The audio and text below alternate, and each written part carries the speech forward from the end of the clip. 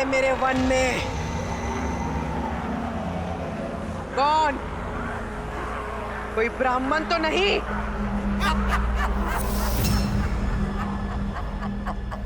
ब्राह्मण? मैंने चेतावनी दी थी कि मेरे वन में ऋषियों का आना मना है। अब तुम सब अपनी मृत्यु के लिए सज्ज हो।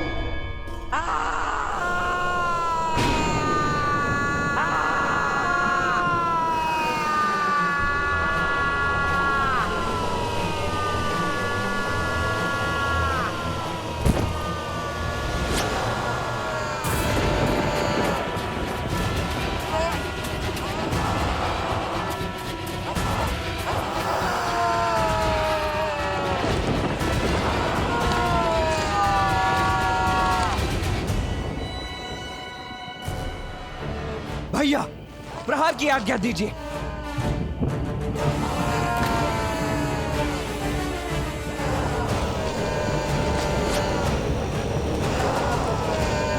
आज्ञा दीजिए भैया।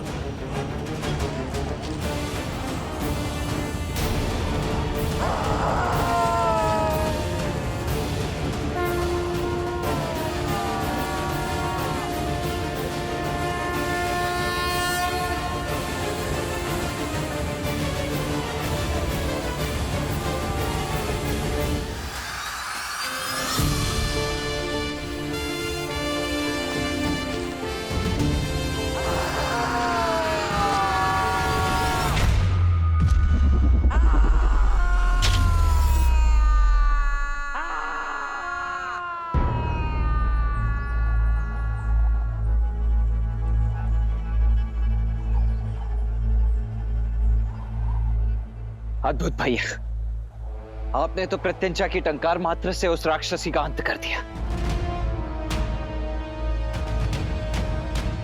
नहीं लक्ष्मण, मैंने केवल उसे चेताया है। ताड़का चेतावनी नहीं लेती, चुनौती लेती है राम। ताड़का अवश्य आएगी लौटकर। ताड़का? इससे पूर्व तो आपने ताड़का के विषय में कुछ भी नहीं बताया आचार्य। आप तो भैया को यहाँ पर सुबाहु और मारीच के वध के लिए लाए थे ना? सुबाहु और मारीच तो मात्र शाखाएं हैं लक्ष्मण। मेरे संकट का मूल ताड़का ही है, और ये ताड़का का आश्रय स्थल है, ताड़का वन। और मैं ताड़का के वध के लिए ही तुम्हें लाया हूं राम।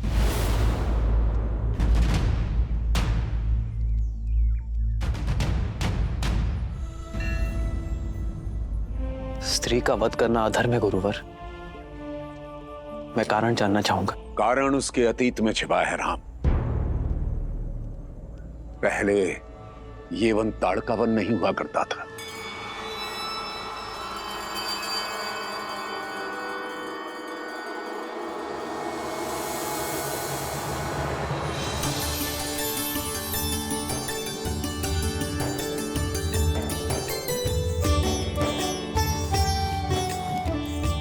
जब ताड़का एक राक्षसी नहीं बल्कि एक सुंदर यक्षिणी थी।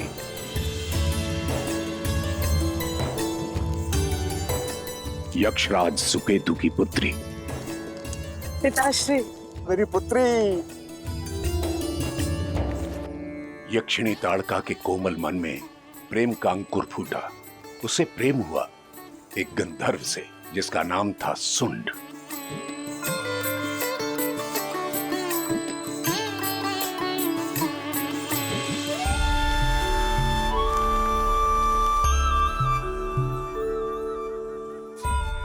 इस कुलहीन गंधर्व से विवाह करके तुम अपने कुल की गरिमा को कैसे नष्ट कर सकती हो?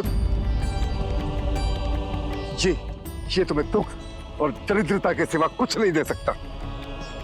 जीवन के लिए धन और साधन से अधिक प्रेम और सद्भाव आवश्यक है पिताश्री। सुन मुझे भरपूर प्रेम देगा। मैं आपसे अपने प्रेम को पाने की अनुमति मांगती हूँ। पिताश्री, मैं आपको वचन देता हूं कि मैं सदैव ताड़का को प्रसन्न रखूंगा।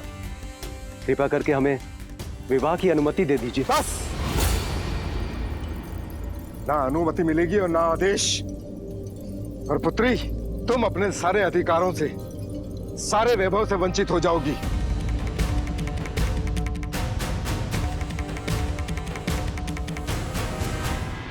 सच्चा प्रेम किसी आदेश और अनुमति के बिना भी फल सकता है। क्षमा कीजिए पिताश्री, मैं अपने प्रेम को पाने के लिए, ये सारे ऐश्वर्यों को त्याग करने के लिए भी सच हूं। तुम इस गंधर्व के लिए अपने पिता की अवहेलना कर रही हो। सैनिकों, वध कर दो इस गंधर्व को। जब प्रेमी ही नहीं रहेगा तो प्रेम किससे करोगी?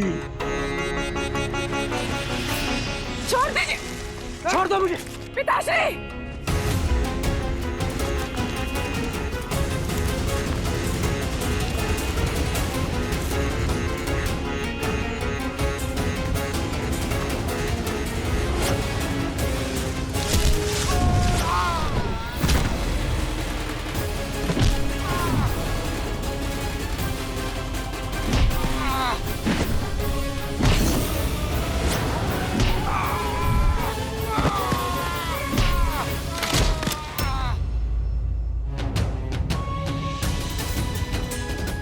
सोचा भी कैसे आपने कि मेरे सामने मेरे प्रेम को क्षति पहुंचाएंगे और मैं देखती रहूंगी? यदि मेरे प्रेमी पर आंच भी आई ना तो सारे संसार को जलाकर राख कर देगी ये ताड़का। निकल जा मेरे राज्य से। तू मेरी पुत्री कहलाने योग्य नहीं है।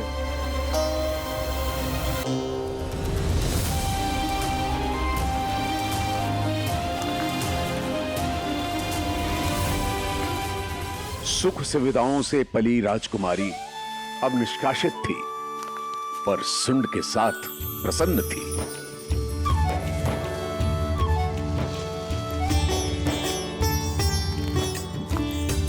और समय आने पर ताड़का ने 2 पुत्रों को जन्म दिया, मारीच और सुबाहु।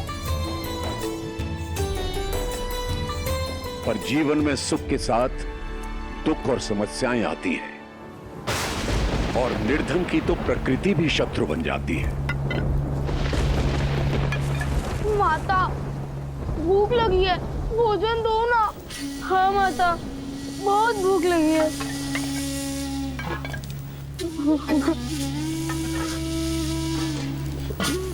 शांत हो जाओ पुत्रों, वर्षा थमने दो, पिता कुछ लेकर आएंगे। हाँ?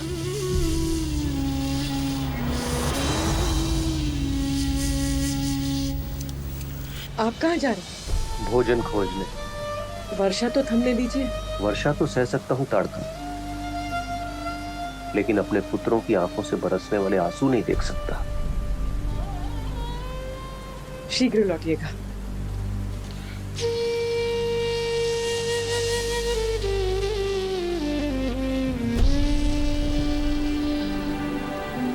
माँ, बहुत भूख लगी है। हाँ माँ, बहुत जोर से भूख लगी है।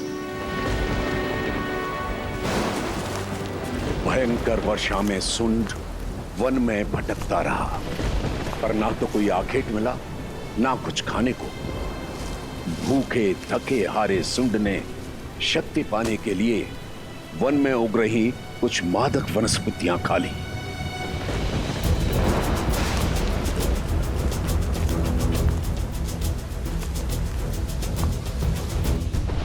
माता, बहुत भूख लगी है। पिताश्री को आने में और कितना समय लगेगा? बच्चों, देखो, शांत हो जाओ। हाँ, बस तुम्हारे पिता आते ही होंगे। हाँ, तब तक ना तुम लोग ये लो, ये जल पियो। लो, देखना वो आएंगे ना तो तुम्हारे लिए बहुत सारे मीठे स्वादिष्ट फल लेकर आएंगे।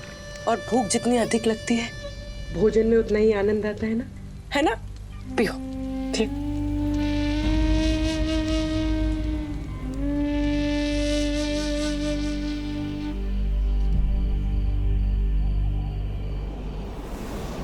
भोजन ढूंढते ढूंढते सुंड अगस्त्य आश्रम में आ गया। यज्ञ वेदी के पास रखे अनाज और भोजन को देख उसने उन्हें उठा लेने का मन बनाया।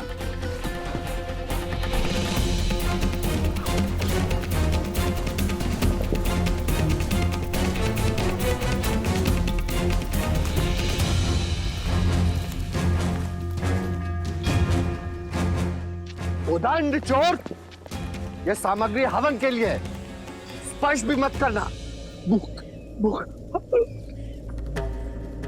भूख भूख मत पीकर आश्रम में चोरी कर रहा है। शिष्यों, जी गुरुजी। इस चोर को पकड़कर आश्रम से बाहर करो।